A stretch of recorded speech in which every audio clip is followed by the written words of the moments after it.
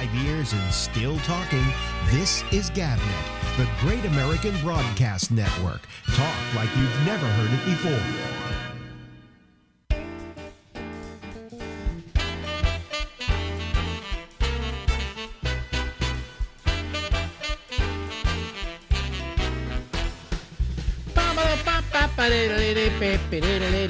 Live from New York and Harlem as well. Hey everybody, this is Alex Bennett and this is the Ramble, and we go from now until midnight tonight. Yay! And hello everybody. How are you? How's your day gone? Okay, good. Mine just nothing happened. I don't go out anymore, although that's pretty good in this day and age because going out you could get that virus. You know, it's going around, a little flu that's going around. I was listening to Trump and he was saying it's just a little flu.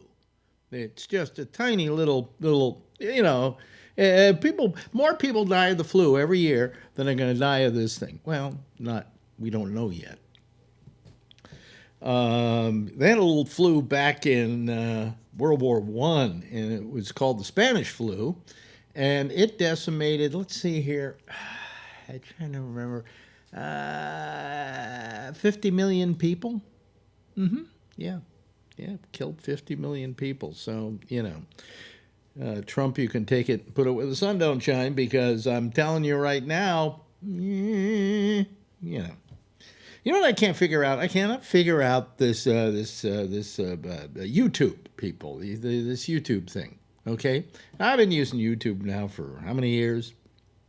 And it's fine. It's great. It's a free way for me to put out a live thing here.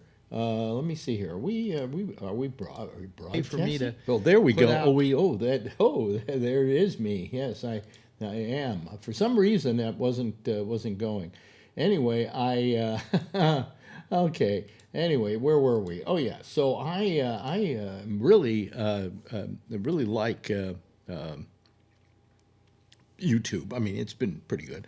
So in the last couple of weeks, I put in a big push for everybody to kind of subscribe to me so I could go over 1,000. And when you go over 1,000, you get to monetize your programs. So I thought, well, hey, that's not bad, you know. I mean, so far I've made almost $6. Yeah. Anyway, so I've been, having it monetized, but every time it goes up, they put up these little warnings. It may not be monetized because of what the program contains or whatever, because it doesn't meet certain guidelines. And then you put in a request to have it reviewed, and about 75% of the time when I have it reviewed, they say, yeah, well, you're wrong. Okay, go ahead. You know, you can be monetized. But then it's too late because it's a day later after the show is run and people are finished watching it on the internet.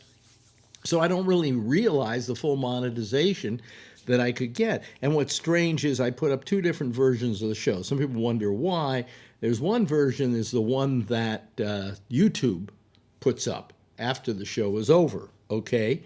And the other one is the one I record. In fact, I'm recording it right now. And that's a clean version without the, I'm not talking about clean or dirty, but it's a clean version without all the spots and commercials and stuff that are at the top, promos that are at the top of the show. So I put up both of them. And sometimes one can be monetized and the other one can't, and they're absolutely identical programs. And it makes no sense to me whatsoever, and it's completely arbitrary, and I'm suddenly getting to feel, I don't know, that there's something really wrong here. Let me explain to you. On this program, we talk a lot about, among other things, Donald Trump and what a terrible scum he is. I didn't say scum. What a terrible scum he is. And maybe that's what they don't like. Maybe that they're afraid advertisers won't like that, won't want to be associated with a program that has political content. And maybe it's the fact that I don't like Trump, and therefore they think advertisers will not like that either, and so therefore they don't monetize me. I think that may have something to do with it, because I've had nights where this show was like clean, clean, clean. I think maybe a 4-letter word went in and out somewhere during the show, but for the most part, it was just, squeaky clean. And then I go back and it says cannot be monetized. And you go, what? Then I go request a review of this determination by a human being rather than a machine. And they look at it and they go, yeah, it's not anything to be worried about. But this goes on all the time, and I'm getting tired every night of asking for reviews of the programs. And then by the time they get around to reviewing it, the show is long past, and I'm not going to make any money off of it. So what I'm doing is I'm monetizing the live show as it's going out live before the show is over and they say we can't monetize it. All right?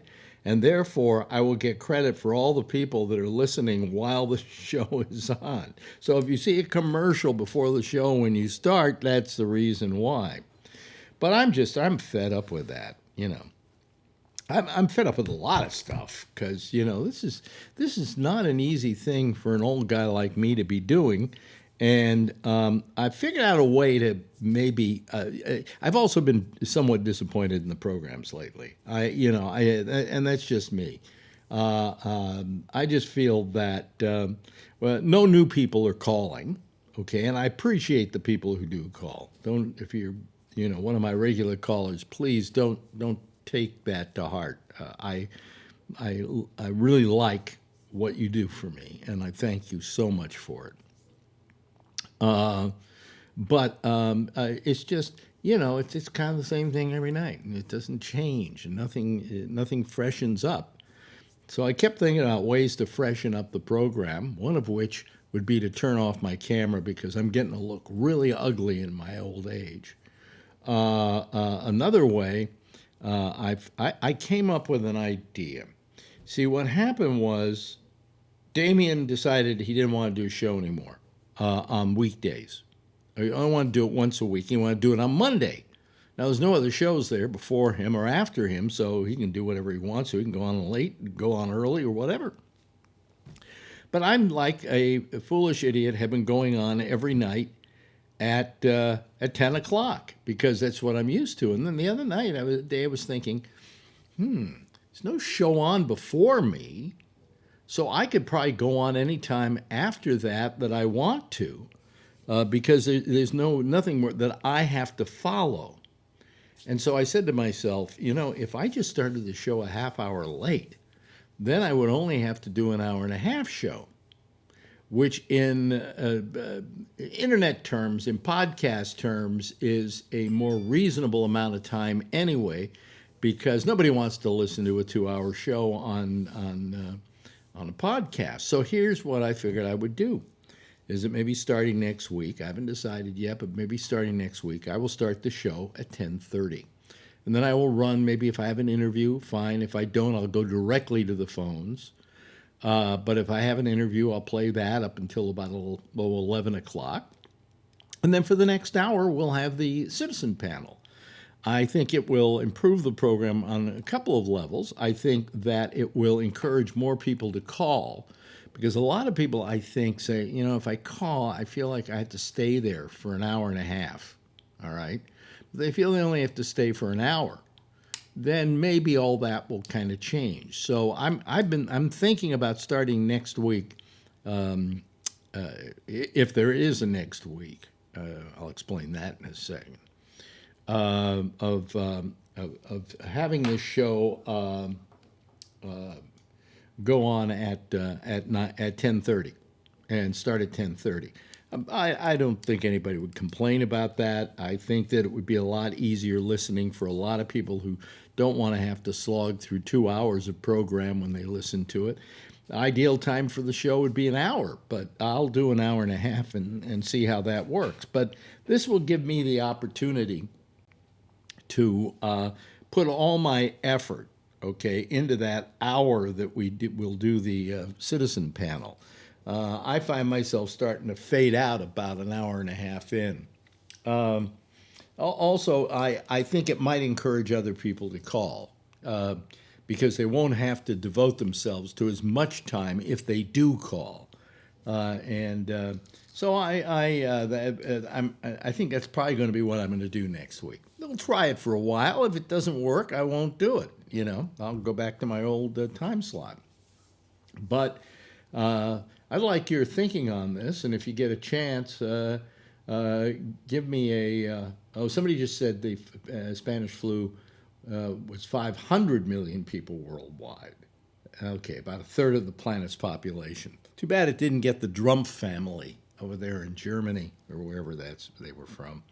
Anyway, so that's what I plan on doing. Okay, if you don't like the idea, let me know.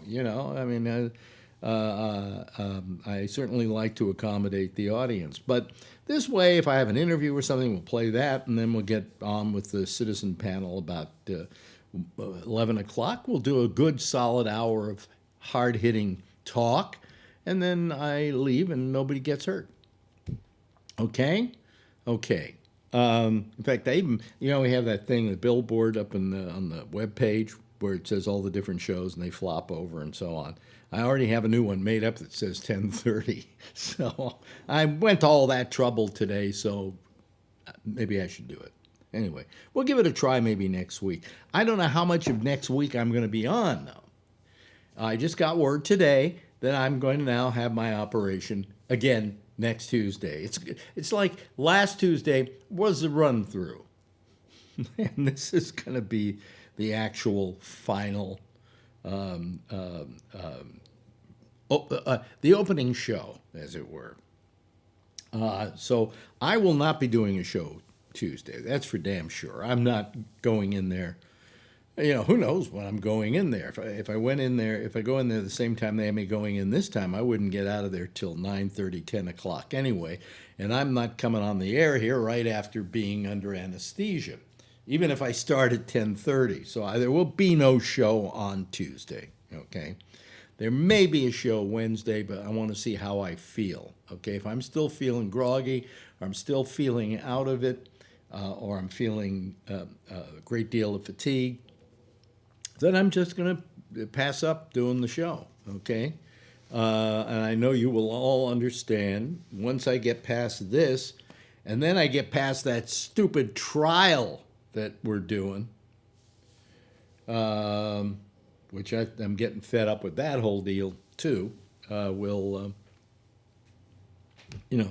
have at it. Anyway, be that as it may. Hi. Yeah, I look better with the hat on. I was looking at me with the hat off last night, and I could scare little children if you had any. Pants are getting a little tight on me. But it's because I'm taking this stuff for the neuropathy, which I think is putting weight on me. Not a lot. I mean, as you see, I've still kept off a lot of what I had on, so I'm fine. Okay. And, I may have gained back about maybe 20 pounds. Well, 15 pounds, maybe 20 pounds, something like that. 15, I'd say. And I will lose it again. I'll just go back on a diet. I'm still on the diet. I'm still rigidly on the diet, but I don't seem to be losing. I seem to be gaining. And I think it's because of the medicine. It's also because of the fatigue being caused by the radiation. And I just can't get moving enough. So after this is all over, I'm back in the gym, and I'm going to do the whole thing. So what have you. Anyway, I just want to, we were playing last night. We played The Cat House for Dogs, which was a thing we did with a guy named Joey Skaggs, who did what we would call, I think the best way to describe it was a hoax. A hoax that there was such a thing as a cat house for dogs, where you could go, and if your male dog was really horny, there were all these bitches. And don't demonetize me for that word, because I'm using it in its proper context. He has these bitches, and then they would have sex with the male dogs. I mean, none of it really went on, but we produced what was a reality for his hoax, okay? by doing a documentary on it. Anyway, so that was last night, and that was on Midnight Blue, a show that I did back in the 70s here in New York. And looking back on it, some pretty good stuff. I mean, we were very creative and we were very good at what we did. And one of the things that I saw that was also on this tape that I'm expunging from that tape because screw the guy who claims he has a copyright on it, he doesn't, was an interview that I found with a very young, and you will see a very young, you don't see me there, but you would have also seen a very young Alex Bennett too, a very young Arnold Schwarzenegger, okay? And this interview became famous because he answered a couple of sexual questions in it. But this is Arnold. He was out promoting the film Pumping Iron, which was a documentary done about him. So at this point, I think maybe he did a movie. I think Hercules in New York or something like that. It was called. I think he may have done a dramatic turn, but basically this documentary was the thing that got America knowing the guy and this really incredible muscle guy. And so I thought I would just play it for you just for the heck of it. Why not? You know? And we could take a look at it and see what Arnold Schwarzenegger looked like. This had to be, I think, 1975, if I'm not mistaken. I may be mistaken, but about 1975. Look how young he looks. And listen to what he has to say, too. Why do you think you were drawn to this? Well, you know, there is no definite answer for that because as soon as you get into psychology and all that, you only can assume certain things and there are no facts, and I only can come up with the things that maybe had some kind of a need for feeling strong or some kind of a need psychologically for building a certain kind of an armor around the body, a protection or so, or a certain need of being more recognized as I was, and maybe being recognized by having a different body than everybody else on the street has. So you can come up with hundreds of different reasons why. I really don't know. I just know that I was always very physically oriented, and I was very much into sports because my whole family was very sports oriented. But I don't know why necessarily weight training. I think it's as much a reason as somebody maybe just gets into being an MC or a commentator or anything. Mm-hmm. You know, just pick a certain thing that you feel comfortable with and that you think you can really achieve 100% of your potential. What are the marks of a good body? I mean, for competition and so on. When I look at competitions such as you join, I see a bunch of muscles bulging, mm-hmm. but I'm not a judge. What do judges look for? I think that you will be a good judge too. I think everybody who never saw a physique contest is a good judge because we tried it out many times, and I think that you will know right away what is a perfectly developed physique and what is not perfectly developed by just looking that the proportions are right. I mean, that's the main thing in bodybuilding. It's not to be the biggest guy and to have maybe 23-inch arms and then maybe no calves or so. You instantly, even you will see that there's something wrong with the physique.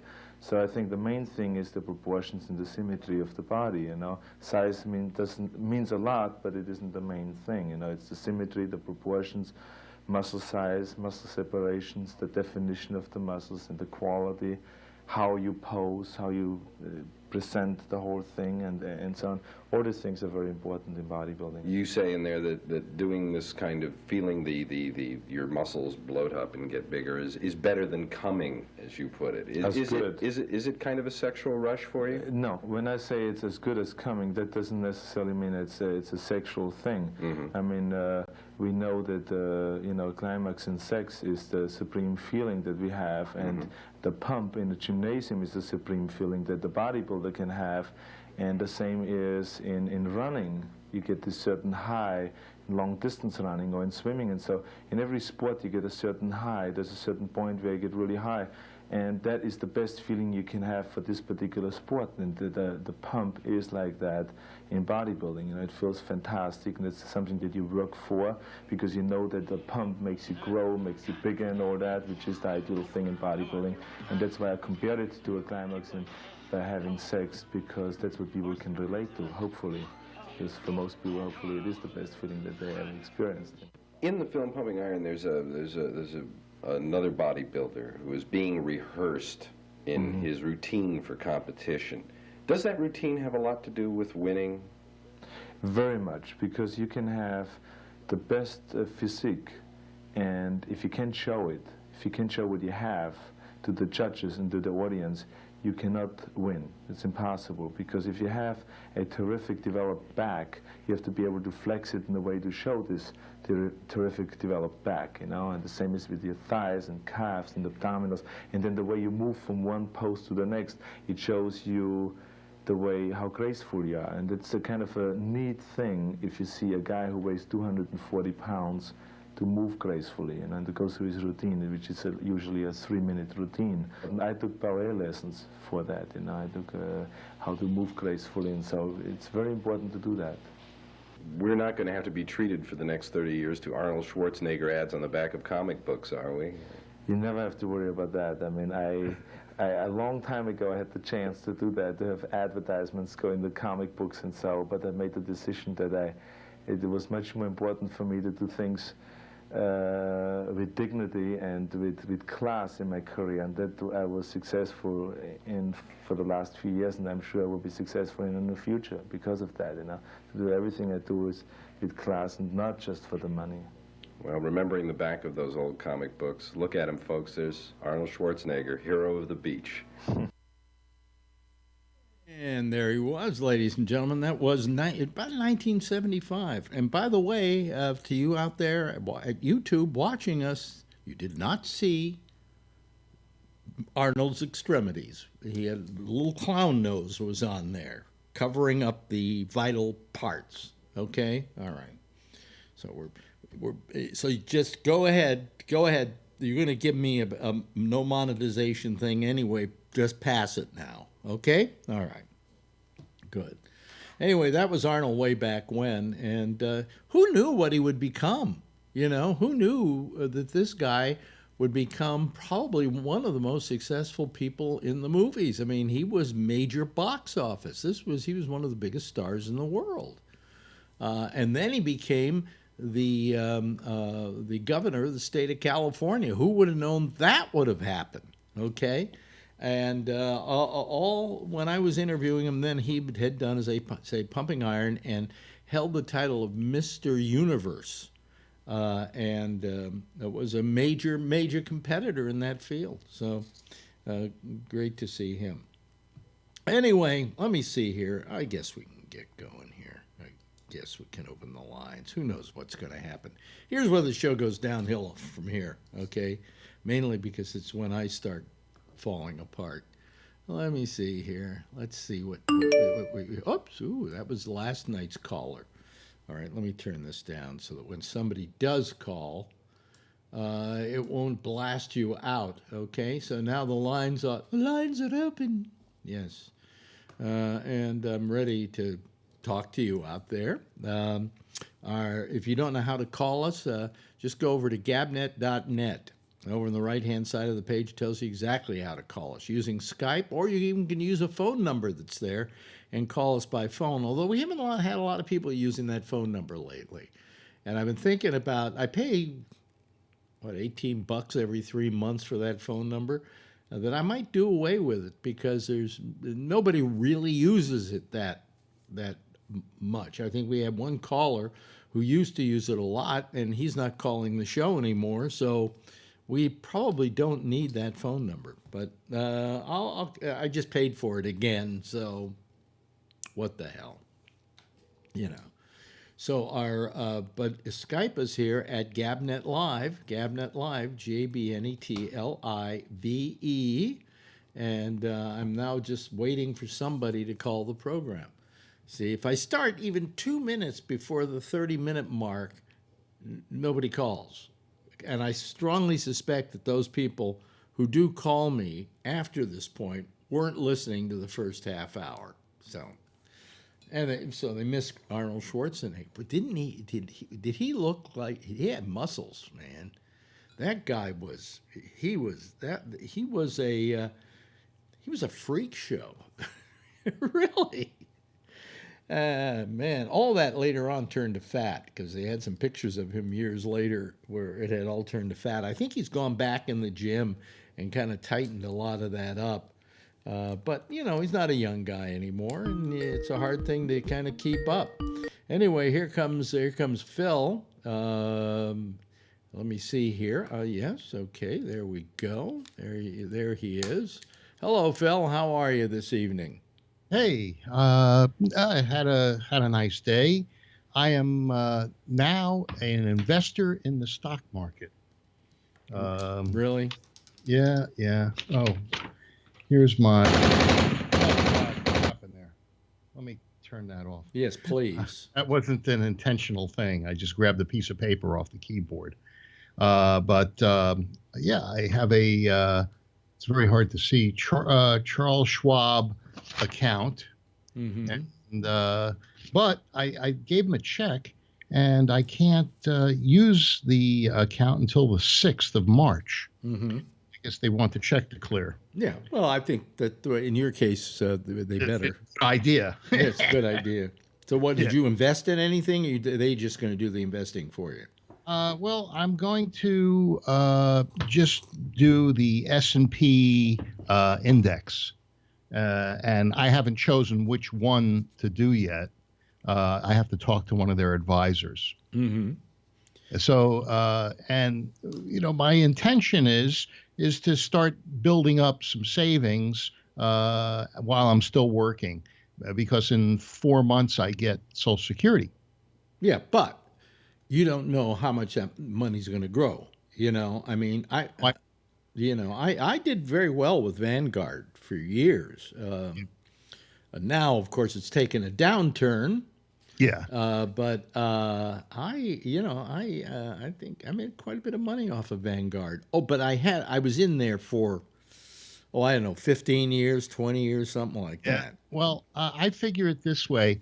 If I keep working until I'm 70 or 72, if I live that long, and just let the payments accumulate in that account, and follow the S&P 500, and the S&P goes up anywhere near what it has, maybe if I live a few more years after that, there'll be some money there. Yeah. But it was a good time to buy. You're assuming, of course, that it's not going to get any worse than it's been. Well, I think it may have topped itself out. I hope so. For my sake too. I was a little disappointed I couldn't buy it today, and I said, "Oh, geez, I should have come with cash." And I could have. My bank's around the corner from them, but at least I have sort of a thing where on March 6th, it'll give me a little opportunity. A friend of mine who's a stock trader said what I should do initially, since I've never done this kind of stuff before, is trade on paper and learn, see what my intentions would have done. So he says trade on paper for a little while, just write down. Here,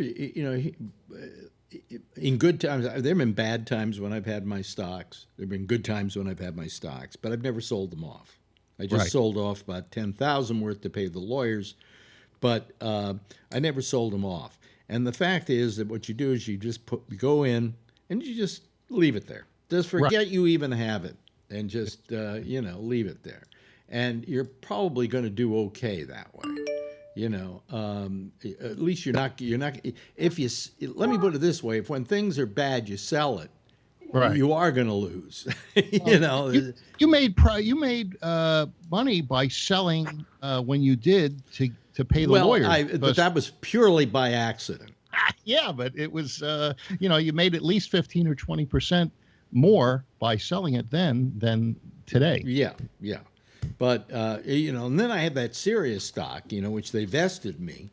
And it's only worth about, it was worth, before this whole thing happened, it was worth about $23,000. It just went down about 80 cents a share this Yeah. week. This week alone.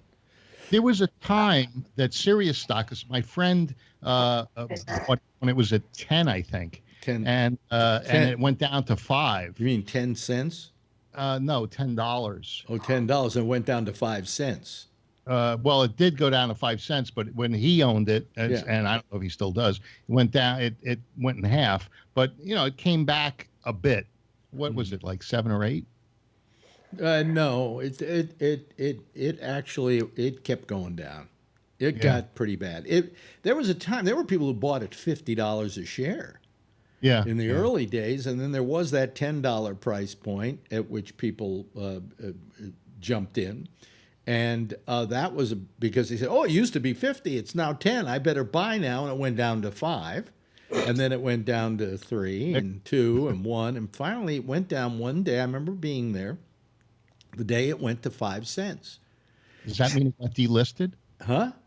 They hadn't been delisted yet. It's a process that they have to go through. But it was down to 5 cents. And I was thinking to myself, well, I got an extra 10 grand sitting in the bank. I should buy 10 grand worth of this 5 cent stock.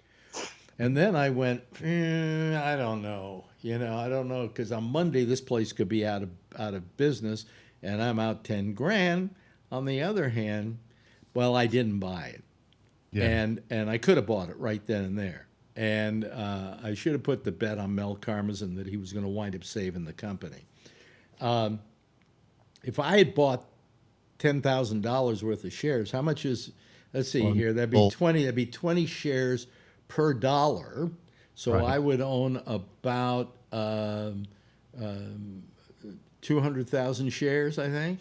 Wow. Yeah, You were a millionaire. and they're somewhere even today being bad. They're at something like 550 or something like this. I would have I would have easily been a millionaire if I just bought $10,000 worth of that stock at $5. Well, I remember I was talking to a guy that worked for me who was always into the stock market. Yeah. And he helped everybody but me. He never got me in it. And so Google was going public. And I said, I like Google. I use Google. I think this is pretty good. He says, it's overpriced. And I think it came out at 80. Is when they had the first public offering. It was supposed to be 35, and then it came out at 80. And I had 180 grand from the sale of a house. I said, well, I should maybe put 10,000 into it. I didn't do anything. So there goes the story. What Google is worth now? What is it, 800 a share? Yeah, right. Well, all of us are woulda, coulda, shoulda people. Yeah. And I could have done pretty well. Hello, Josh. How are you? Doing good. How are you doing? Okay. All right. How's your stock doing? Mine? I don't know. I don't look at it too often. Oh, really? Well, don't look at it today. Don't look at it today. It was not. It's actually, it's not bad. It gets cheaper, and then you buy some more if you have the cash to do it, and then it comes back, and you actually make money off stuff like this. So Yeah. Oh, you that's called shorting. No, it's called dollar cost averaging. Is it that? Is that what it is? Okay. You just always find. For instance, today is the day that my company purchases company shares for you as part of your pension plan. Mm-hmm. And today is the day to purchase it. So I'm sure stock is down, but it'll come back. So technically get more today than I would if they had bought it 3 weeks ago. If that makes sense. Do me a favor, will you, Josh? Hang up and call again, or move your Wi-Fi kind of a little bit, because you're breaking up on us. One or the other. Okay. Are you able to hear me, Eddie? Now, hear you, but it's not that the picture's pixelized. It's the sound is. no, the sound breaks up, and Yeah, his picture breaks up. also starts and stops. But talk to Okay, us if now. it continues, I can call you back if it's still bad. Oh, it sounds good right now. So Okay. if you moved Just it a let me little know. bit, that improves it. Hello, Tony. Tony. He's frozen. That's Oh, good. it's froze. Good picture of him Good there. picture of it. Yeah. You're gonna print that. Yeah. I'm sure he will call back.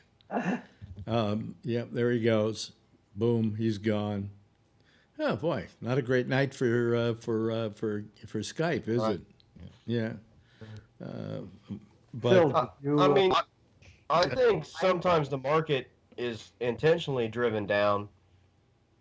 oh, no. Liquid cash can purchase, stock in order to make more money in the long run. Well, I mean, 2 days ago, I heard Warren Buffett say that he was perfectly fine with this, and he says that's part of he's a guy who's he's seen it. I'll just buy a bunch more stock, and in 5 Yeah. years, it'll be worth 10 times what it would be if I'd have bought it 3 days before this. So that's fine. But he's probably not going to be alive by then. But probably not. Jeff was going to say something. Yes, Jeff. Somebody will be. Jeff. well, I was just curious if Phil actually bought some stuff today. No, I couldn't. I gave them a personal check, and it isn't clear to use until the 6th of March. Right. So they asked me if I wanted to buy stuff on margin, and I said, no, I'll just pay cash. And because I'm not exactly sure how margin works, and I didn't want to involve myself in something that I definitely... margin is you just simply buy it without paying anything for it. And if the price goes down, you got to pay the difference. Yeah, but what if... did they make you pay interest on top of it because you're buying it without money? I can't remember exactly how that works, but on margin, am I right, Jeff? That's pretty much what... I've never done it. Yeah, Yeah. a lot of people I know I think what you're saying makes sense. have gone and bought on margin, and it's considered not to be a good thing to do. Isn't that why the market crashed in '29? That people were buying on margin, and I they don't, were, I don't they think were that was. all- I don't think that was the only reason, but close to it. people were jumping out of the 13th floor. Yeah, they were. Okay, there's Tony. What happened to you, Tony? I don't know. I got disconnected. Then I went back into Skype. Maybe Skype crashed. Maybe your mother was using her vibrator again. She just called me. Did she? We got a little. Well, you know what it is? She's got arthritis, but my uncle I used to work for, Alex, he turned, I think, 76, but they don't really talk. Mm-hmm. And my Aunt Barbara called. She says she can't stand him. She goes, "Oh, it was his birthday. He was looking for a card from us." My mother's like, "I don't send cards to anybody." She says, "I'll fuck him." So that's it. Well, there goes my monetization for tonight. That generation tend to write and send cards. My mother stopped that years ago. I mean, come on. He's in his 70s looking for a birthday card. He's just an idiot. Nobody said that he was shit. I mean, I told you when he goes, I'm not going to the funeral. I told my brother that already. I'm not wasting my time. Who's that? Your uncle? Yeah, I don't like him, Alex. If you met him, you would tell him right off.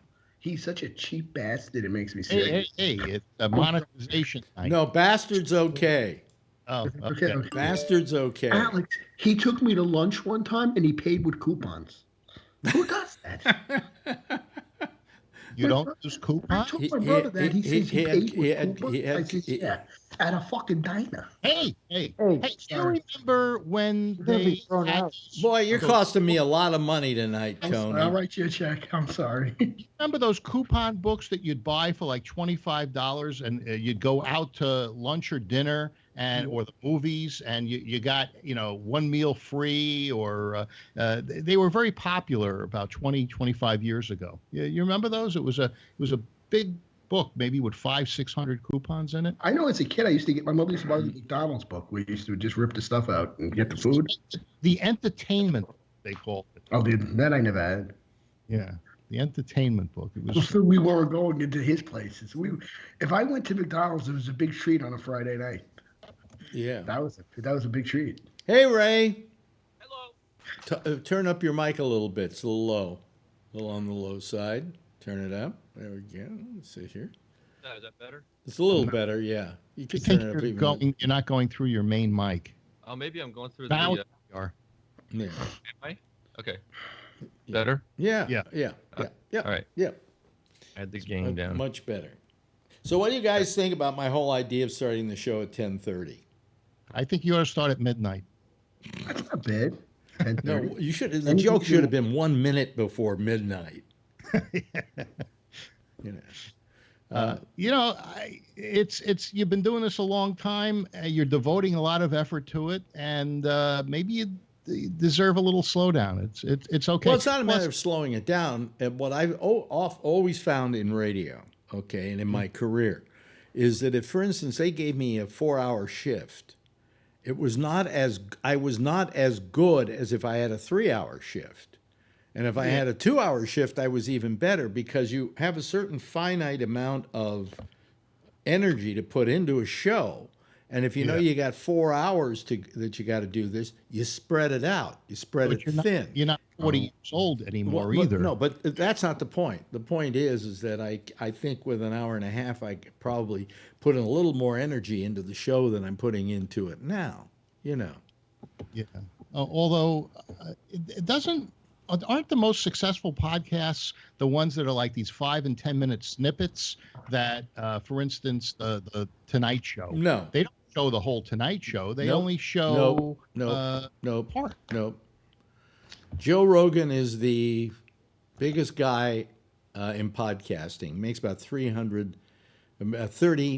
Oh, what is it? How much did I see he made? He makes about $30 million a year. Wow. Yeah. Yeah, between his show and selling time on it, he also does concerts and things like that. So he's monetized it that way and comes out with about $30 million. And his show is like an hour and a half. You know. Really? Yeah. Yeah. He's a fight commentator too, and he makes a lot of money doing that. Oh, is he a fight commentator too? I didn't know Yeah, that. for Yeah, MMA. that by the way, that 30 million is not all from the podcast, but it is attributable to his notoriety doing the podcast. In other words, he's monetized it outside of the podcast. Okay. Yeah. Well, and then getting sponsors is another way to do it. I watched this guy's podcast. It's a financial guy, and he was talking about how 2 years ago he was making nothing, and now he's making like $1 million or $1.5 million a year, and he's found ways to maximize the amount of income, the types of by getting people like you to eat his bull. And then sell advertisers time because he has all the viewers. It's the oldest con in the world. I'm going to teach you how to make money. And while you're at it, I'm going to make money teaching you how to make money. If I find the guy's thing again, I'll forward it to you. Yeah, well, you know. It was interesting. Don't It bother. It made sense. No, well, they all make sense. They're just big, giant, you know, I'm an expert deal. Zero on my podcast. Hey, listen, if the guy if he did so well in the stock market, he wouldn't need to do a damn podcast, okay? You know, he could find some. He's not a stock. I think he's a financial advisor or something. Yeah. What is all that noise? Somebody's chair. I think it was something. Were you cleaning something there Ray? I was cleaning my glasses, but it wasn't making any noise. Oh well, that's now we don't have that noise anymore. That's all I'm saying. That's all I'm saying. Noise being emanating. That's all I'm saying. Rubbing on plastic. Yeah, this has been quite a week monetarily. I mean, this is about, they say, the worst it's been since 2008. No, earlier than that. I think 87, 88. Yeah, they say no. Meltdown.com. Well, they say that this goes back to the meltdown before the meltdown. You know, this is pretty bad. This is pretty terrible, and but of course, you know, it's the phony coronavirus scare that's going on. You know, that's what I watched that when he talked, and the other guy, Anthony Fauci, who was big on the AIDS virus, he helped, get involved in that. He totally contradicted everything he said. Like, he's trying. It didn't fail. You have to admit, Trump was trying to put a bullshit face on that. Well, Well, there he's goes my trying to cheat. monetization again. Yeah, go ahead. Yeah. I'm gonna have to. Well, now you can say it all you want to because you've blown my money for the night. So, you know. No, it was. I actually, boy, who was Mulvaney? What's his name? Nick Mulvaney. Mitch Mulvaney Nick was on today. Mitch, I think, is his name, isn't it? No. Anyway, whatever his name is. Name is Mud, so far as I'm concerned. He was saying, he was sending out the floating out the idea that the reason that there's a coronavirus scare right now is because the press is pushing it to make Trump look bad. What? Nick. What? Nobody It has what? It's Mick Mulvaney. You're right. Mick Mulvaney, yeah. But I Alex, said Mick. in the summer, I saw the Chinese people in the supermarkets wearing the masks. They must have knew about it. No, well, here's the thing. Who was the radio on? What? Somebody's playing like some news in the background. No. No, I don't hear it. No. Okay. Yeah. Oh, it was a website I clicked on. Never mind. Sorry. Sorry. But anyway, it was a. It's kind of like this whole concept that we are the whole concept that the press is doing this, and I think they were also trying to blame the Democrats for the virus scare. Yeah, they're trying to use it to weaponize it against Trump. Yeah. Oh, you believe that? Yes. Oh Yeah. my God. Oh my God. Yeah. Wow. Yeah. Oh, you really God jumped, doesn't have anything to do with it, but you have jumped off the fucking deep end. Oh shoot, we demonetized again. I mean, that's amazing. Yeah. Wow. yeah. Well, Yeah. I mean, Oh. 7-second bleeper. So you believe this whole thing where Trump Jr. is claiming that the Democrats hope millions of people die from the coronavirus? I don't think they hope millions of people die, Well, but I Trump think Jr. said that. well, just because he said that doesn't necessarily. Well, he's mean going to I be our believe- next president, don't you know? Help us. Okay. Not. How old is Ivanka? How old's Ivanka? I think she's old enough to be president. 36. Yeah, something like that. Yeah. Yeah. Well, Well, you now, know- see, that's product placement, and you should try to get This is no product sponsor. placement. I got my hand over the bottle. Well, when they sponsor it, then you move your If hand. I did that and said, "Boy, this is good juice,"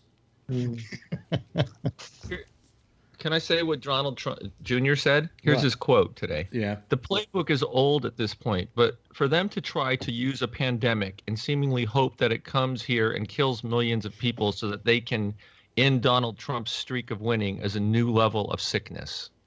Well- That's what Jr. said today. They're calling it Trump's virus. They're who's calling it Trump's virus? media. No, the media. I haven't seen it anywhere in the media.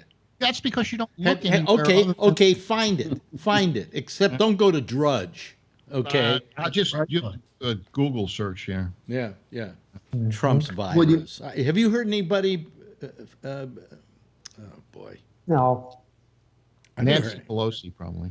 No, it wasn't Nancy Pelosi. But he's going to have to own it sooner or later. What do you think, Josh? I don't believe that it's the hope of the Democrats that people would become sick because it'll bring down Trump or whatever. I'm not quite sure they need any help with that. He seems to be doing a decent job of ruining his own presidency on his own. If they would just wait a few more months, there'll be an election. I mean, I don't know what the need for that would be. Yeah. I mean, these stories are a little detached from reality. I mean, Right. what's the point? Right. So I just think it's the whole notion that the Democrats they were all but saying that we invented this and the press has invented this to make Trump look bad. I'm sorry. It makes the Chinese president look bad. It makes the premier of India look bad. It makes any Iran look bad. Come on, this is not just happening here. In fact, it's happening here less than it's happening anywhere else in the world so far. Do you see what's happening in Italy, Alex? They're pretty much, the kids are not even allowed in school now, I think, for like a week or two. Yeah, maybe yeah, more. well, in Japan, they're not going to school. And in China, I mean, my wife works for the Chinese, and everybody in her company is working from home. Every morning, every time about this time of night, she gets she's on this Conference call? well, it's kind of like a what do you call it, chat room, but for all the people that work at her company. And like about 100 people are going, good morning, good morning, good morning, good morning, good morning. So they all let each other know that they're online. And they're all doing it from home. And now she got the word today from her company that they may move their operations here in New York. Oh, nice. No, wait a minute. China? Into everybody's own homes and not go to the office for a while because of the coming pandemic, and to keep it down, to tamp it down. So, it's a serious thing, and it has nothing to do. The press has not gin this thing up. It exists. Yes, Ray. Yeah. So Rome has 888 infected people. Wow. 46 have recovered, 21 dead. Didn't something happen at the Vatican? That somebody Pope got sick. The Pope. Pope got sick, but somebody died at the Vatican. And then also in Iran, an ambassador or something died, I believe, from the virus. Yeah. Well, in San Marino, one got sick. I don't see anybody. So, which of the leadership of the so well organized Democratic Party that obviously has its shit so together managed to plan all this out so perfectly? I'm not sure. Well, these are the same people. These are the same people who know how to. These are the same people who know how to build apps. Okay. Yeah, I mean, are these the same people who couldn't even agree on things the other night on a debate stage that 6 months ago they all. It's all a big plot by MSNBC, and I mean, but I wouldn't be making jokes about this if it weren't for the fact that Trump has had his people go out and start spreading the rumor that this virus is out to discredit Trump. Trump is so egotistical and thinks the world revolves around him, that this whole virus it's out to get him. This is strange. Well, I can only hope.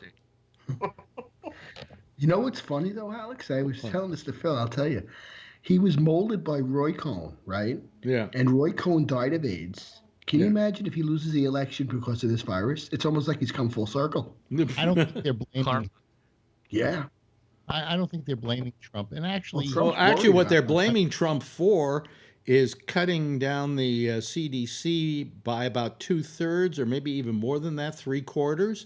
I heard that was not accurate. No, it was accurate. Absolutely accurate, Phil. I saw the statistics today. It was absolutely true. They even showed the time he wrote the executive order out and cut out the funding to the CDC.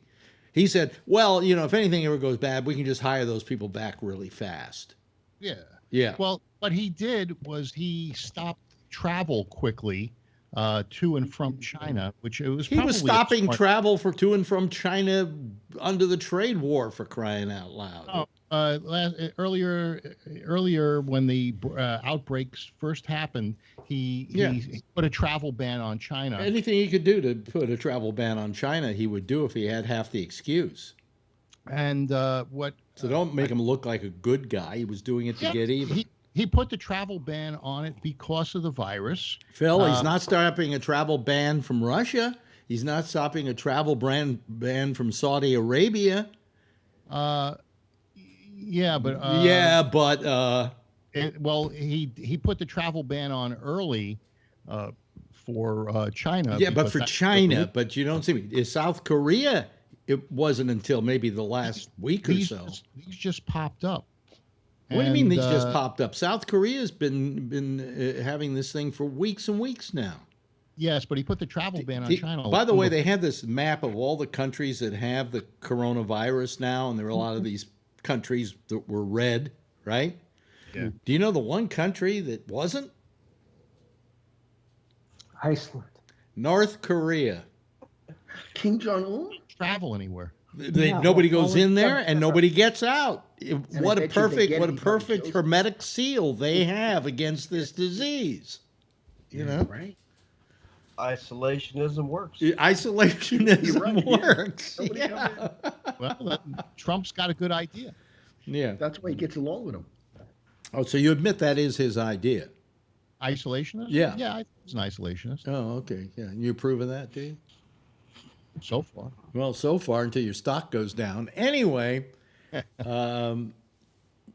it's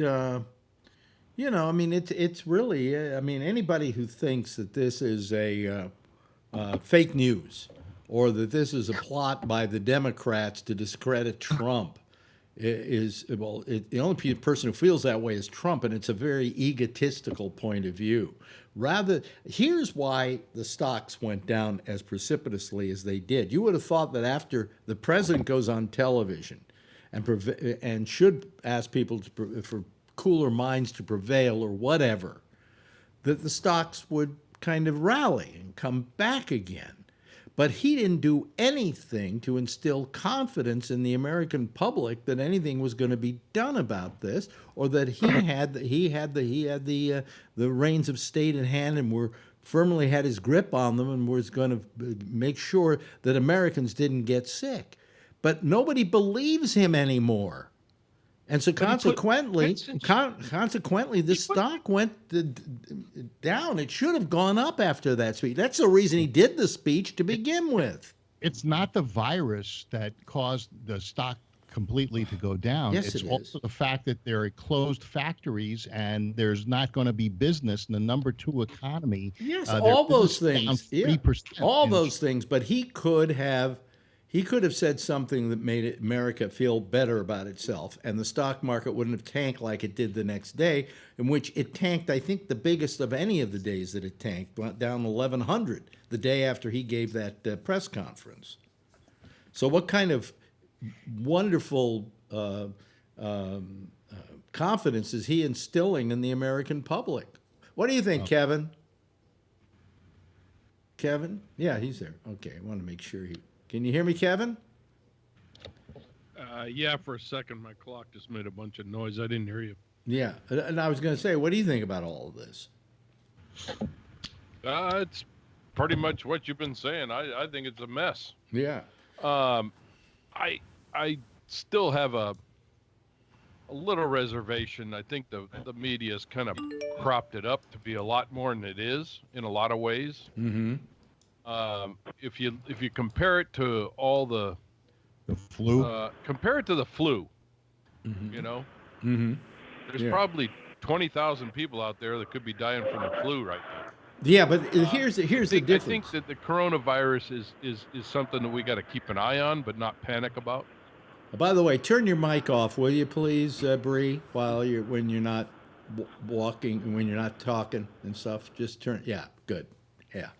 I would, that makes sense on the face of it, Kevin, but it doesn't make sense in its totality. Okay, let me explain. Yeah, we're talking. And the reason I say that is because I had somebody put out a video today. Yeah. And they were walking through a store to go get some Lysol. Mm-hmm. And they turned the Lysol can around and said, "Oh, look, on the label it says will kill coronavirus. They've known this for years. They set this up." I don't. Does it say that? But the coronavirus has been around for a long time. It's just breaking out. There's an Israeli company that is supposedly 90 days away from a vaccine. No. They're working on a coronavirus No. vaccine for chickens. And what they're doing is they found that the same protocols could be used for humans, and they're trying to get it cleared. And they said that they were 90 days away from having a vaccine. That's what worries me is all the bullshit that's flying around. And that sounds like a big piece of bullshit. I'm writing an article about that for a magazine. Really? Did you? Bree said something? Bree, what were you saying? Yeah, I'm writing an article on just what Kevin was talking about, and I'm calling it sort of Rashomon media, to a certain degree. And also, if you're familiar with the story of the Indian fable where the blind men encounter an elephant and they try to describe it, and they all describe it as something different because they only see certain parts, they don't see the whole thing, and that's kind of what's going on in this situation. Actually, there is a conference going on right now, a seminar given by Google here in Singapore about the coronavirus.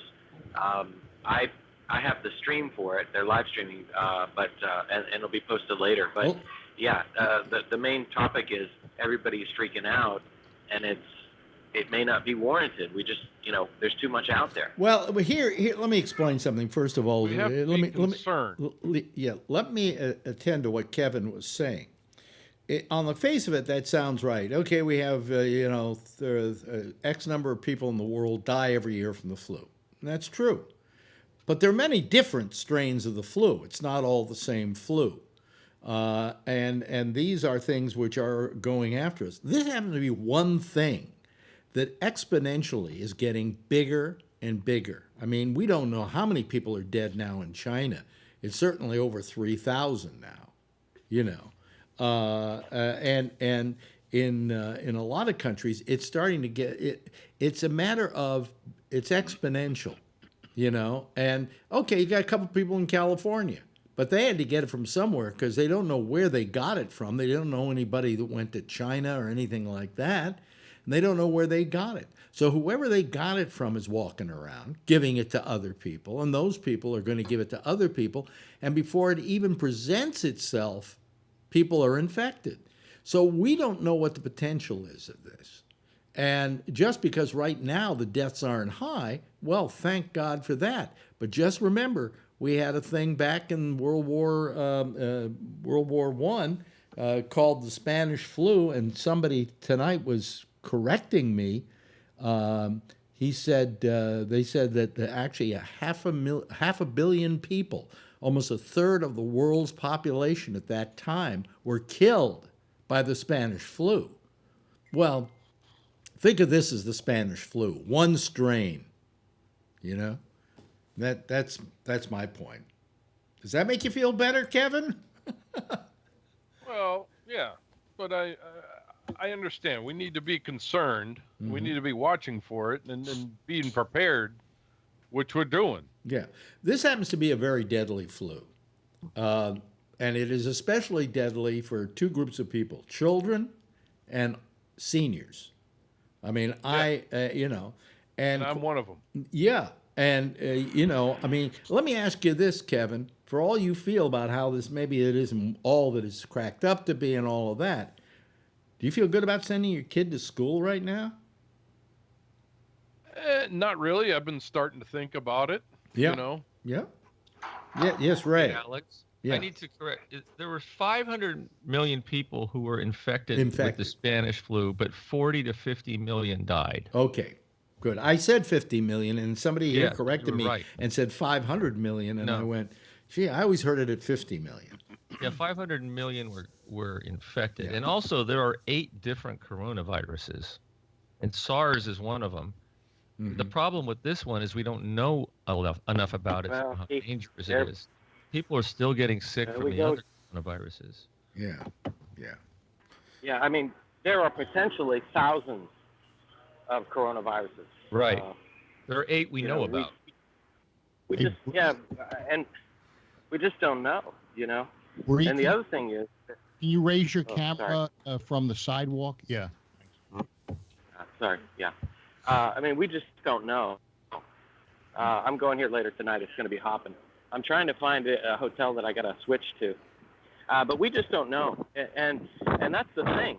And the reason why it's so deadly is we haven't been exposed to it. Right. You know, most of the time you go through life, you're exposed. You get I don't get a flu shot. I've had the flu so many times that like my body just sits and says, oh yeah, I think I know what that one is. Let's attack that. Let's get it. But this is something that's been sort of under a rock, or in a bat. We just don't know. You know? Hey, Bree, I got to know, did you fix your bank account? Yeah, I got it all fixed. All right. Yesterday I got everything straightened out, and today I have to ask them to waive some fees and stuff. Okay. I figured I'd save that for the second day, like get everything straight first, then ask for all the fees to be waived. Phil, let me host the show. You just drove us into a ditch. Okay. I was just... You know, Well, really, but, I'm you know, serious. it's highly relevant for me right now, Alex. I am in what is considered an epicenter of coronavirus. I know. I'm not- He had to go to Singapore to go Very take few care of his people bank here. account. Okay. Yeah. In fact, the government here said don't wear a mask unless you're sick, because they want to be able to tell. Who's sick and who isn't? When I crossed the border, there was no one in line. No one was there. The whole place was empty. I've never seen it like that in my life. Are the streets where you're walking look pretty empty? Well, I just saw a couple of people back there. Yeah. Well, this is actually a nightlife center. This is one of the nightlife centers. Yeah. So it'll get happening tonight. There's a Hooters over there. Well, do you think it'll be happening tonight, or do you think it'll be quiet tonight? Yeah. No, I think it definitely will be happening. It won't be to the degree that it normally is, but I mean, I went out with a friend and colleague last night. We were out until 3 a.m. and party central. Well, I guess people say to themselves, well, I can either die of the coronavirus or I can get laid. What do I want to do the most? I was feeling under the weather when he was on the bus yesterday. Yeah. He said he had some flu symptoms. Is that still what's going on? Whenever I travel, I sort of get that way. So, like when you get on a bus or you get on a plane, I think your temperature goes up a little bit as a natural response to the environment, because, a fever is a slight fever is a good thing. It's your body saying, hey, I'm prepared for stuff that's going to come at me. Yeah. So, Yeah. I think it's okay. Anyway, turn off your mic. There's a lot of wind there right now. There we go. Oh, okay. Yeah. Actually, I'll cut out and I'll come back in. I've got to find this hotel and get checked in. Why do you have to get a new hotel? Because the old one is getting filled up with people who don't want to be outside? No, it's just a matter of preference. I was in one part of the city. I want to be in another part of the city today. I got a good deal on the other one. I got in kind of late. It was near the bus station. I knew it. Yeah. It was cheap, but they raised their rate for tonight for some reason. Yeah. But I found another one that's similar in a better part of the city, so I'll try it out. Okay. But I got to try to find it. I've never been to this one before, so Yeah. I got to use my Google Maps and stuff, and I don't want to go keep going like this. Let us know when you're back, and we'll Okay. Okay. There goes Bree, ladies and gentlemen, on the streets of Singapore. But Spread the virus one step at a time. Yeah. By the way, did you find anything where anybody called it Trump's flu? Trump is saying that it's a hoax, and it may be coming from Trump.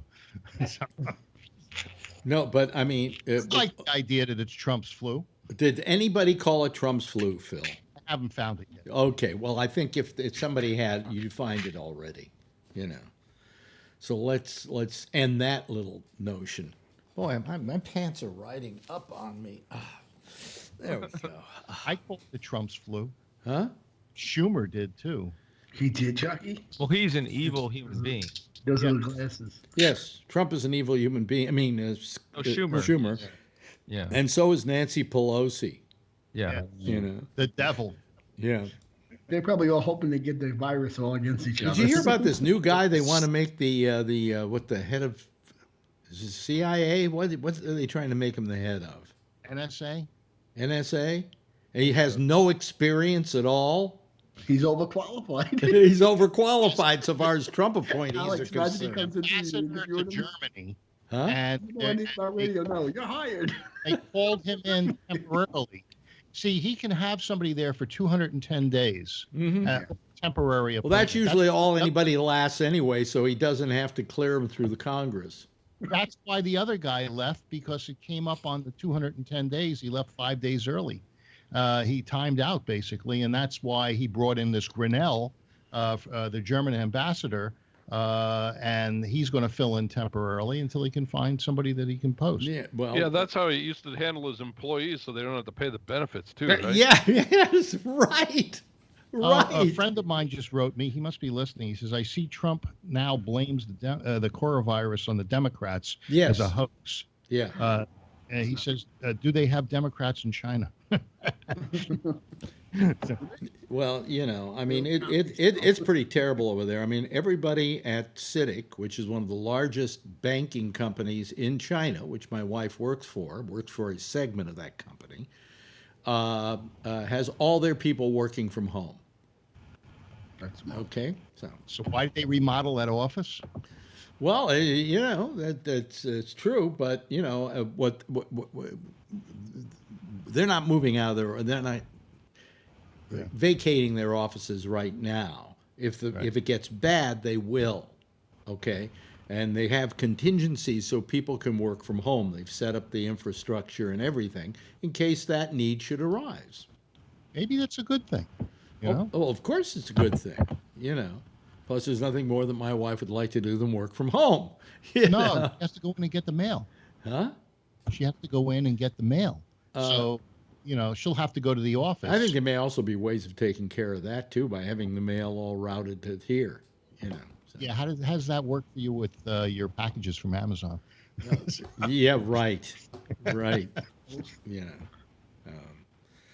The stuff they leave down in the lobby so people can steal it. Yeah, I always get paranoid when they leave it in front of the house. Yeah, you know, I mean, they don't care. In fact, once we had a sign down there that said, "Please do not leave the packages in the lobby. Leave them in front of the doors of the people they're addressed to." I know your first mistake. You said, "Please." This is New York. Well, they put that sign up, and a guy at FedEx comes along, just drops it in the lobby, and I went, "You see the sign?" He says, "Yeah." I said, "Well," he said, "to hell with you. Goodbye." You know, they didn't care. Nah, they're New Yorkers. No, they're FedEx. Yeah. They're the worst. They're the worst. But anyway. You know, they get the stuff to you fast. FedEx does a pretty good job. Who? FedEx. No. FedEx is the worst. UPS has been the best one that I've dealt with. Did Amazon drop FedEx? Yes. Well, maybe their service will improve now that they don't have that high a volume. I don't know why they dropped them, but I think they probably dropped them because there were too many complaints. You know. Anyway, Bree is back, ladies and gentlemen. They have their own delivery service now? Do they have what? Drone deliveries. No, they don't have the. Didn't Amazon drop them because they're moving to all their own internal delivery? Well, Amazon has their own trucks here in New York now. I've seen one. Yeah. They're not contractor trucks with an Amazon sign on them? No. They've been slowly converting to their own everything. Like they've been buying 737s. I mean, they're going to fly their own stuff around now. I mean, trucks, planes, the whole. I mean, they're going to do their own internal. Yeah, they got logistics. They got gray vans that say Amazon on them. Well, maybe that's called vertical integration. I know at my business, I am changing from installers that are independent contractors to employee installers because there's a new law in California, AB 5, which is making it more difficult to classify someone as an independent contractor. But I'm finding that it's more profitable actually to have employee installers. You know, that's funny because years ago they went all contractor, and now they're going back to that. You know, that's, you know, there was 20 years ago, everybody was outsourcing, and now they're all going back to their own employee Do you think they were outsourcing because they were cheating? You know, Well, they're outsourcing because it was cheaper. right. Now it's got to the point where it's cheaper to have your own employees again. Yeah. Yeah. It is. Yeah. So, I mean, it's hopefully it's all, it's changing. But why do you want to have them as employees? You just feel that that's the easier way of doing it, Phil, or that you get more benefits that way? No, I don't want to have an issue with the government reclassifying them after I've paid them and then being on the hook for more taxes, their taxes and the employer's taxes that and the fines that are associated with it. Yeah. So and also I think that if you handle people as employees, you have more direction. As a subcontractor, I can't tell them what to do. I just say, "There's the address," and good. Yeah. And so I would rather, be able to dictate methodology and the type of installation that's done. Right. So that I can get the highest quality. I'm not looking for the lowest price. I'm looking for the highest quality. Yeah. Phil, wouldn't that benefit you to have your own worker do the job? Because think about it. Say if you subcontracted the work out and they did a shitty job and the person would be like, I'm not going to this guy again for rugs or floors. These guys are never doing the job at the end. Say if they're sloppy or this, that's a reaction towards your company then. Employee installer, if they do a lousy job, I'm on the hook for it. Whereas a subcontractor has a bond, and if they do something that's not right, I can attach their bond to pay for it. But ultimately I'm on the hook anyway. Yeah, because you want to have a customer come back. All of these are canards, aren't they? Yeah, I mean, it's just people should pay the taxes that are due, and I think it'll get rid of an underground economy that that's been functioning for a long time, and they don't have to raise taxes. They should just collect the ones that they should be getting. Mm-hmm. Okay, well, that's good. What else is there to talk about? Is there anything else that's happening that we? There was a guy who got arrested in an old folks home, a worker there, for sucking an old lady's toes. Oh my God! So that's talk about what is that? Sorry about that. They're killing children in Singapore. Yeah. I wanted to ask if anybody had heard the news. Somebody messaged me last night that all flights had been canceled out of the UAE. But did anybody hear this? No. I thought maybe she was pulling my leg. Okay. Well, who knows? Who knows? I mean, a lot of countries are just not letting people in or out because they want them, again, like North Korea, hermetically seal themselves, Yeah. Supposedly they've got a big problem with this virus in Iran, but we don't hear anything about it because it's such a closed society that they don't let the news out. But Trump should have learned something, I think, from the Chinese. The reason the coronavirus got as bad as it did is because the Chinese government was very quiet about even admitting they had a problem for a while. And by the time they admitted it, it was too late. It was an epidemic. The Emirate Airlines, or the Emirates, has suspended flights to and from Doha, which is. That's the guy who the Vatican tie to the guy that died. He was the ex-ambassador to the Vatican from Iran. Yeah, this is the UAE has stopped all travel into holy sites in the UAE, such as Mecca. Okay, and that would be, I think, Doha is the closest place. And in Japan, they're talking about no Olympics, Summer Olympics. They're not saying that yet because it's still 5 months away, and by then this thing may have turned the corner. Okay, and it wouldn't be a problem. And let's also not forget Dubai has World Expo 2020. They've been preparing for that for like 8 years. That would be it would be devastating. Well, it'll be Expo 2021. I wonder how the baseball season's going to be over here. I wonder if they'll draw less crowds. Well, at least it's outdoors.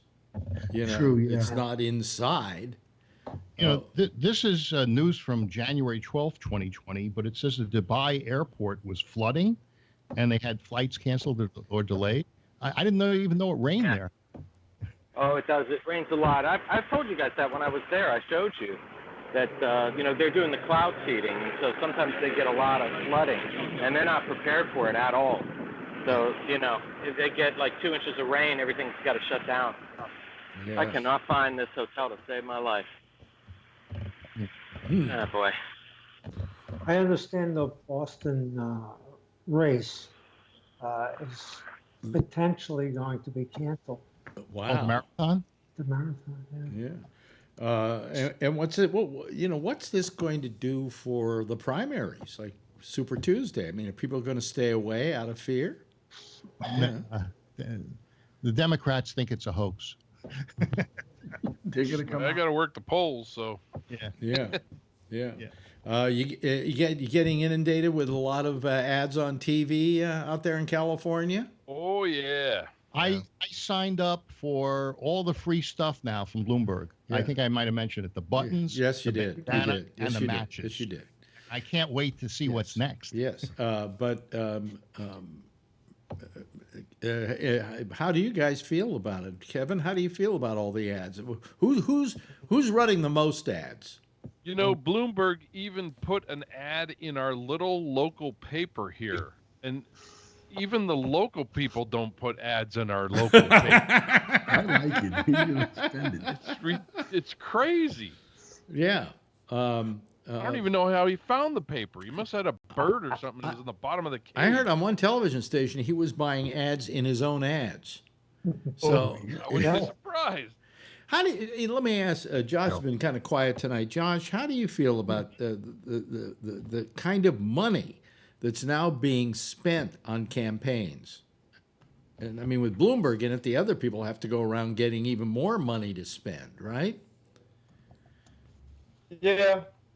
I mean, I guess I'm not really a fan of it. I don't think that it should take 2 years and a couple $100 million to get elected president of the United States. I mean, Right. I'm not sure what we can really do about it. I mean, there are a few things maybe. It's a little tricky Yeah. to cap the ability of people to donate to people they choose to support. I agree some rules, probably need to be made, but I'm just saying it's a tricky area, but I don't like it. I mean, there's definitely it shouldn't cost that much money. I mean, it's ridiculous. I mean, the idea that someone I just don't know who would want a job that bad that they would spend that kind of money. I can't even understand. I don't even know how much money you have, how someone could spend a couple $100 million on TV ads to solicit for something. I mean, Yeah. I don't get it, but How much he it's hates Trump. just the way it is. It's fucking ridiculous, really. No. You know what? Almo- It'd be terrific is if Trump went up against Bloomberg, and when Trump bought an ad, Bloomberg bought an ad right after his saying, "Don't believe the last ad, he's lying." They just go up to a check. I mean, if we're lucky, they both have to go bankrupt, and we never have to hear from either one of those. Yeah. dumb Well, fucks ever again. guess I'm which with one? that. Guess which one's going bankrupt first? I got my money going. I Trump. think- It's a sure thing. I think Bloomberg can buy the Politburo and still not go bankrupt. Right. Right. Right. But I He's mean, always he's forgetting. he's got a lot of money. He's and And he, you know and, what? and he's I thought about what you said, Alex, the other night, or Phil said. I think you might have said it, Alex. They said that he might have put the people in the stands to vote for, to clap for, repaid them. It's the one that said that. Well, I'm beginning to think that isn't true because I watched the whole show again. Okay, I watched it, and they were also booing other people as well, and so it didn't seem like the audience was stacked. Okay. Did they boo Bloomberg? Booing other people is fine with Bloomberg, but did they boo Bloomberg? I think at one point they did, as a matter of fact.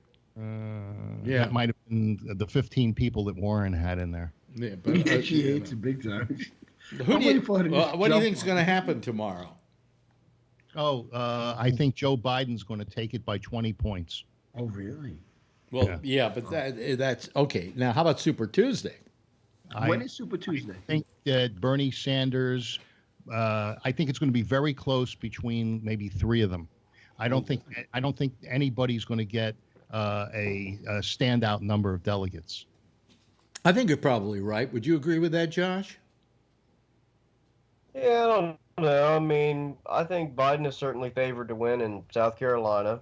And, on Tuesday, I mean, it's a real toss-up. I mean, I think it'll be sorted about maybe finally have 2 or 3 people, running. And I think Biden will be one of those finalists and probably, certainly Bernie Sanders and then maybe another. I mean, I don't think Bloomberg's going to go very far. I think that he's banked on this, buy all these ads and not really do anything, and then he'll just win all the stuff on Super Tuesday. I mean, I don't really know how he's going to go from basically not doing well in any kind of poll anywhere to all of a sudden, being the front runner after one day. So I think it'll probably be sorted out among cut down to probably hopefully 2 or 3 people after the next week. But it probably won't, because there'll be a couple that will just refuse to give up. I have a theory. I have a theory here that Bloomberg is playing the long game. That he is expecting that no one will come out with the majority. Okay? And it will be a brokered convention which he can then walk into and start politicking for his nomination, the way we used to do it, in the good old days before there were all these primaries and stuff. But I think that he's hoping that his long game is that nobody's going to seal the nomination, and on the second vote, it's anybody's guess, and he's the guy probably to a lot of these people who, quite frankly, he's given money to their campaigns over the years, will then say, okay, you've got the money, you've got the technology, maybe you're the guy to beat Trump. Trump gave money to a lot of those people. They don't want women. I'm not saying that's not a possibility. I just, if Democrats choose to go that direction, they're fooling themselves, and they're more foolish than I think they are. But I mean, I guess we'll see. Well, do you think, for instance, I think I'm usually pretty honest. I'll say what I think, and this is one of the areas where I think Phil and I are probably in complete agreement. I think outside of New York City, people see Bloomberg for what he is, which is an elitist prick who's also, a fucking asshole. So, I mean, I think that's how he's going to play in the, the flyover states or whatever they're calling it now, I mean, that's, but so we'll see. Yeah. Jeff, what do you think? Come on, chime in here, Jeff. I really think that Mike's got a very good chance. You do? Yeah. And I think it's too premature to understand where he's going to end up. But we've got to kind of get a couple of these people off the list. Yeah. Like Warren or whatever. I mean, you got to get the thing down to 3 people or so at least. Well, I think the egos the egos finally have to be checked at the door. Yeah. And they're not. I think that Elizabeth Warren, if she were being honest and decent, would say, hey, look, there's no way I'm going to get this nomination. I'm going to get out of the way to kind of clear the path for another moderate, or for a moderate maybe to get it. Yes, Phil. As much as Bloomberg is buying ads, there's and Warren is down to like $3 million, and Amy Klobuchar is also down under $3 million as a war chest. Remember, you could win an election with that at one time? Go ahead. Right. If Bloomberg gives them money and keeps them in the race, it could go towards keeping a brokered convention, because at that point, if he finances them, that's going to continue to dilute the field for anyone getting. But isn't it a little late for him to do that at this point? Not necessarily. I mean, you got Super Tuesday. That's after Super Tuesday. It's going to be a rout. Yeah, but he can become a PAC because that's what he is. So if he decides not to pull out and to finance those people, then that will dilute the number of votes, and then he comes in as a white knight during the convention, a brokered convention, and stands up and takes bow. Mm-hmm. If that's what you're playing is the long game, that makes sense to me. Yeah. Well, I don't know what kind of game he's playing, because he's got to know that he is not endearing himself to the American public. As soon as he opened his mouth, he wasn't endearing himself to he was. He's a very smart man. Yeah. He's a guy who certainly, where finances are concerned and where the financial wealth of this country is concerned, could probably be very good for us. Okay. Unlike Trump, who really is not a real billionaire. He's kind of a billionaire on paper, and everything he has ever done has turned to crap, for the most part. I mean, who loses everybody, even Mike Douglas. Phil. But this is Donald Trump. This is the guy who has the art of the deal, who should know how not to lose money running a casino. Didn't he sell a couple of those And it wasn't Mike Douglas either, Phil. Huh? It wasn't Mike Douglas. The talk show host. No, he didn't have a casino. No, I thought Douglas was suing him because he sold him casinos that were no good or something. Oh, you mean sued Trump? Yeah. Yeah, I don't know. I don't remember that. There was some beef between Trump and Mike Douglas because Trump I think he sold him some casinos, or he sold him some gaming deal. It was a very famous gaming stock back in the 80s. Yeah. I can't remember the name of it. It's probably the same paper that the diplomas from Trump University were written on. Shinola. Yeah. Shinola in my hands. Come on. I got Shinola in my hands. I got nothing. I can't get a job with this. You go to McDonald's with it. They laugh me out the door. There's a jeans company. Go buy the fries and start working. They don't worry about this. Throw it out. Right. There's a jeans company out of Detroit called Shinola. They sell it. Yeah, no, they brought the name Shinola. Yeah. Yeah, so they could name their jeans Shinola. Yeah. They didn't want the name to go out of use, as it were. Yeah. So they bought the trademark. Yeah. Huh. What was it originally? Was it a soda or something? Shinola was a shoe wax. Really? Super Tuesday's March 3rd. It's coming up. Yeah. Don't you remember the old saying? Well, I'll say this now because Lord knows that Tony has demonetized me for tonight. The old term, you don't know shit from Shinola. That's what I wanted to say, yes. Right. I like that, yeah. Yeah. That's what I wanted to say, yeah. That was funny. What happened to Ray? Where did he go? He went to Shinola. Gee. He stepped away, I would assume. Yeah. I guess I just wonder, I mean, like, are there really people, I mean, if they can say if they are, I don't care. I'm just asking. Are there really people around on the panel or your listeners or whatever that live on $60,000, $70,000 a year, $80,000 a year as a household or whatever that really think someone like Bloomberg is really going to be looking out for them, or really has any kind of a even coherent understanding of what their life is like? I mean, I especially in comparison to someone like a Biden or someone like a Klobuchar. I can't answer that for you because I do agree with you. I don't feel that Bloomberg is necessarily caring about the little guy. By the way, Ray. Yes. What are you eating there? What do you have? Is that dinner? You want to see it? Yeah. Let's see it. Want some? It's plant-based. Huh? I eat plant-based now.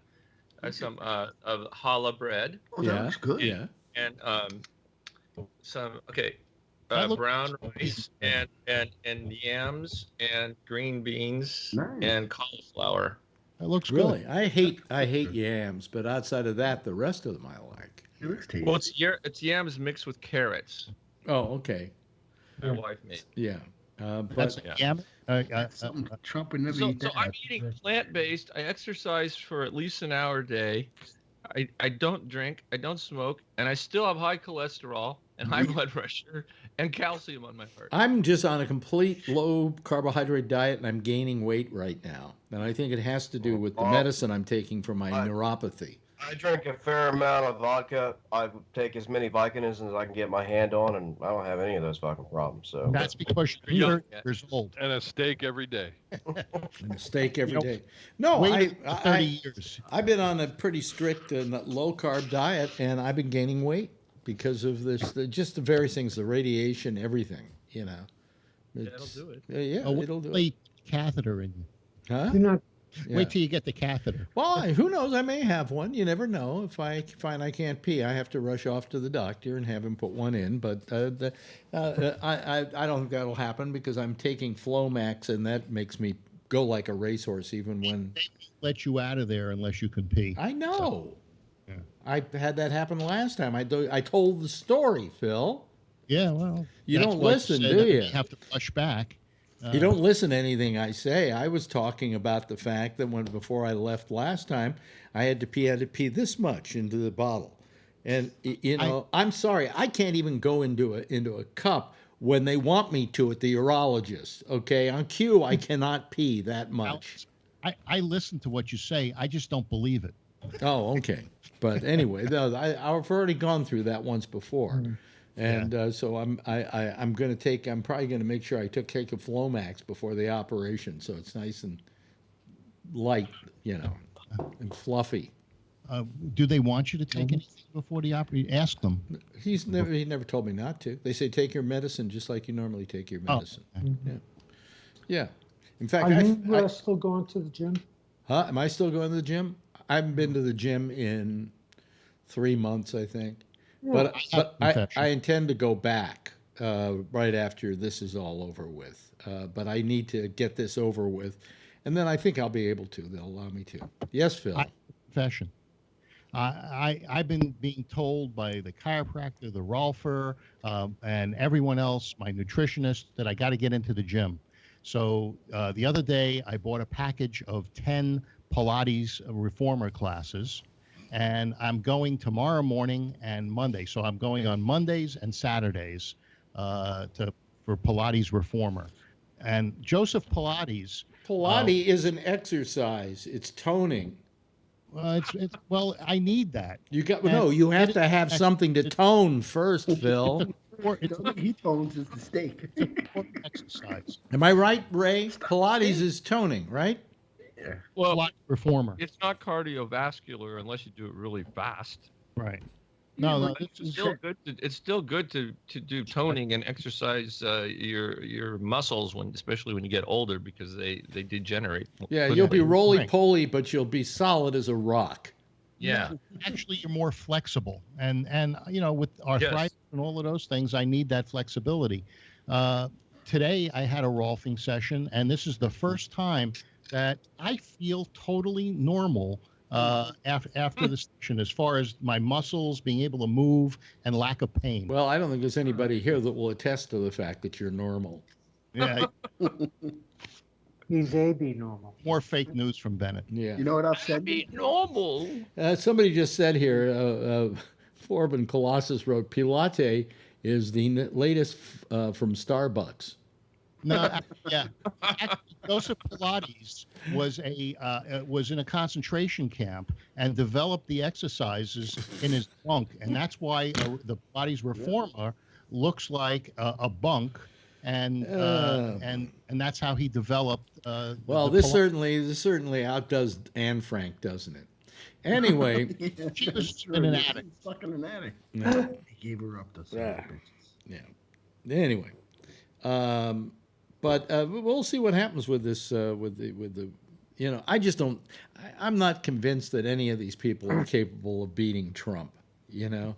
I mean, I listened to Elizabeth Warren, and she goes, "I'm the only one that can beat Trump," and I'm thinking to myself, "Really? Mm-hmm. You really believe that?"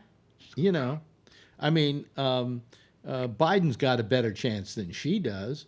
Bernie Sanders thinks he does because he's got all these people showing up for his rallies, but the fact is he's still only gotten 29% of the Democratic vote. Yeah. Okay, who are going to scatter to the winds if he doesn't run. But he's not building a coalition that's going to go storm the White House. Biden was fact-checked on something he said during the debate. He said he was arrested when he went to, I forgot where he said he went to, but he said he was arrested. And one of the commentators said, I was there and nobody got arrested. And so they fact-checked it, and it turns out that he wasn't telling the truth and he had to walk it back. Okay, let's go over Trump's lies then. No whatabouts. I get beat up on this whataboutism all the time. No, but you do it all the time. I'm not so. saying that. I'm saying Biden did lie. You're right. Yeah. Now let's go over some other lies. I'm talking about Biden. Listen, I got to tell you something, Ray. We can't really go into Trump's lies because it would take us so long that we would have to be here for the next 48 hours, and then we'd still have some left over. Exactly. A month's worth of shows. Yeah. You don't think he's a liar, Phil? No. Oh. I think that... ladies and gentlemen, Phil Meyer, the dumbest man here. You can interpret anything you want, any way you want, and if you want to interpret what he says is a lie is a lie, Phil. If you say something and it's not true, it's a lie. There's no squirming room. There's no room for what? There's the way you perceive things to be, and he's talking about it from his perception. Hey, if somebody says that they're a German Shepherd instead of a man or a woman, that's their right to claim that. No, but then there's no. If you use that as the definition, there's no such thing as lying. That's true. Yes, except Biden. Except for that was a lie. Then Biden didn't lie. Yeah. Well, no, he had to walk it back. He didn't get arrested. Well, the old man in the mountain said, "Nothing is true. All is permitted." Yeah, Jeff had his hand up. Yes, Jeff. Yeah, I think Trump occasionally doesn't lie. Yeah, I think his truth-telling is, uses the honest by accident. Yeah.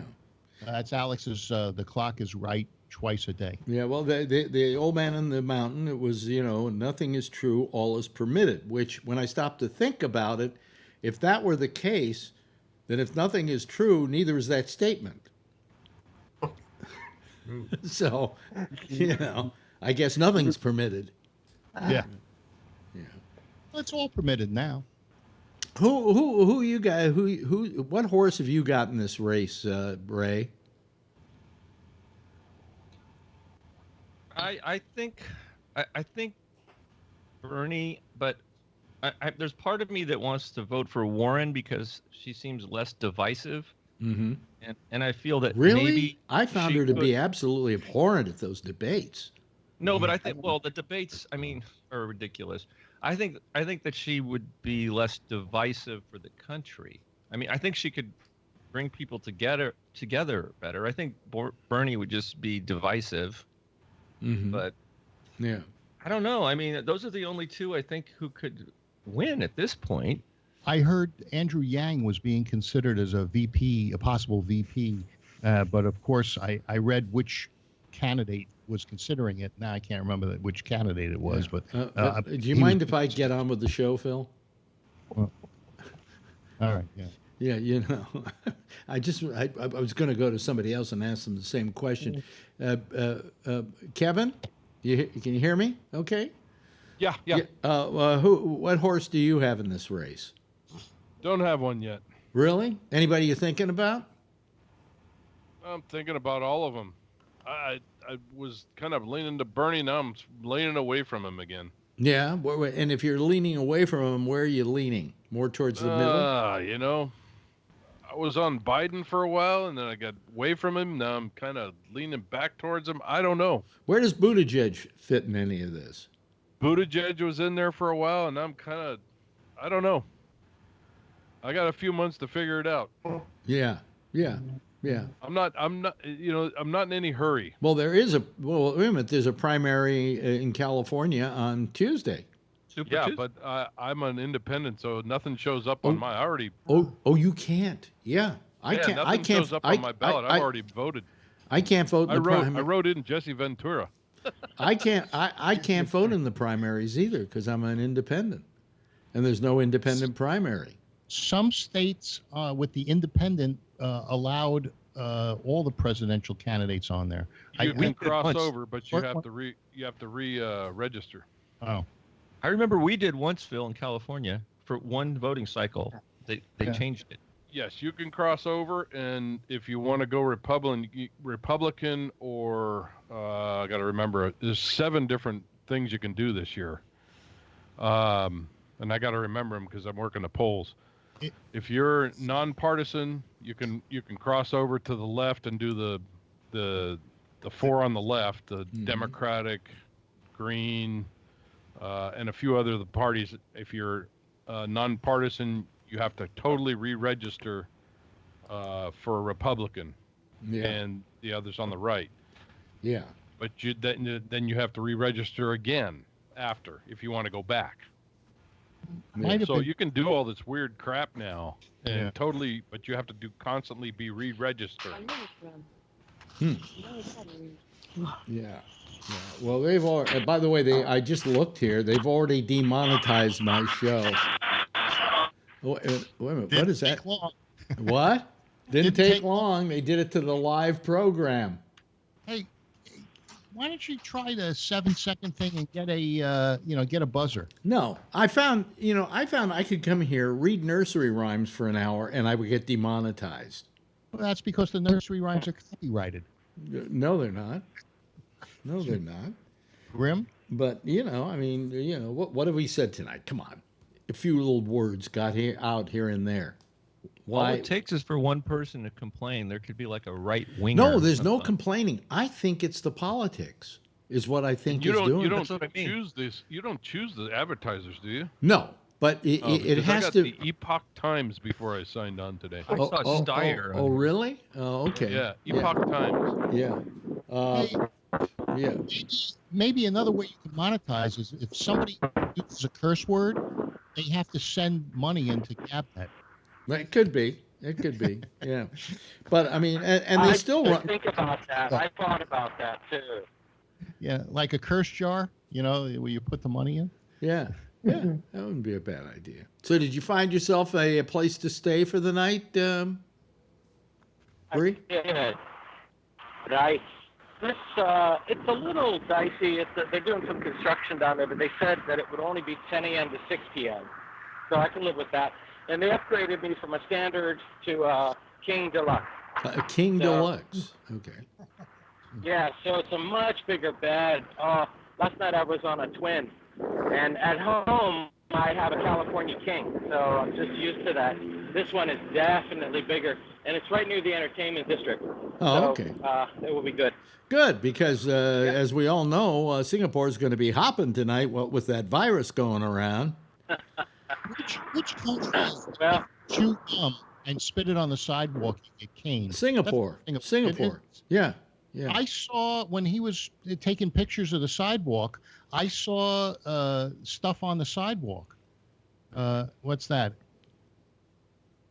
That's my antibacterial hand spray, which I will use. And I have to meet an old colleague and friend over here for lunch in a bit. Yeah, I mean, there's people do stuff. Last night, I may have. I'm not admitting to this. Mm-hmm. I jaywalked, I spit, and I did something else. Oh, open container, I think. Maybe. I'm just not saying, but hypothetically. They're very strict I may even have gum in my pack. But, Don't they cut your hands off if you litter there? Cane. No, they cane you. I would never litter. Yeah, I know, but don't they have rules like that? Yeah. Oh, they have a lot of rules. Yeah, they'll fine you for everything. Yeah, they're very strict there, but the streets are clean, right? Oh yeah. Oh, the streets are clean. Yeah, pretty much. Earlier, when Bree's camera was pointing at the sidewalk, I saw debris on the sidewalk. I don't know about that, but that looks pretty clean to me. I'll give you a view here in a minute. Just as we're almost, I'll show you the casino, MBS Casino, and onto the Marina Bay. I wish that you were on at night or in the morning there, because the night is really excellent in this part of. Yeah. Is that casino Trump property? Look at that. No traffic. Look at that. No traffic.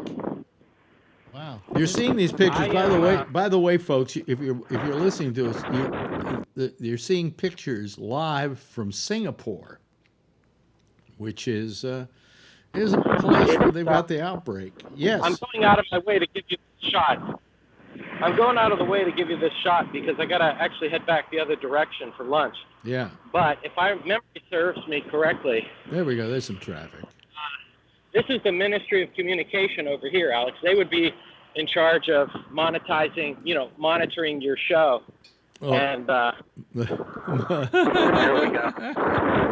There we go. Very nice. That's the Parliament, Old Parliament, and MBS.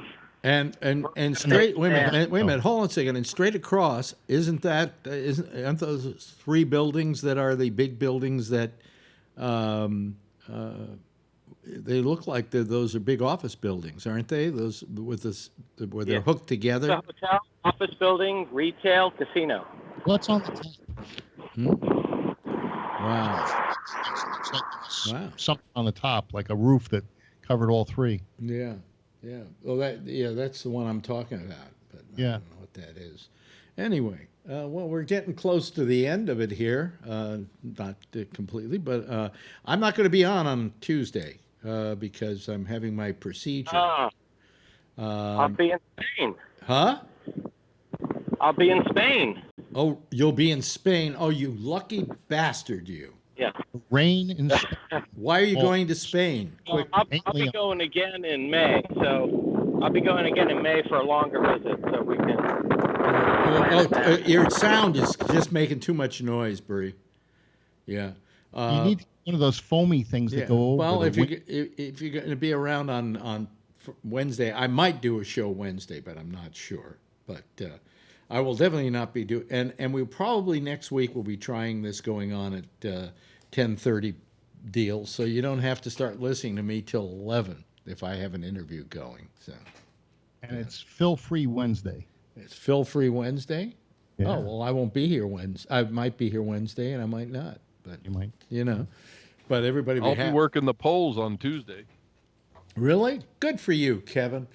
There he is, ladies and gentlemen. There's a true patriot at work. You're gonna be topless, Kevin? No, that'll scare them away. Oh, working the polls. I thought you were working the polls. I say working the polls. Oh, those polls. No. Yeah, okay. Yeah. Well, that'd really be scary. It's look at that.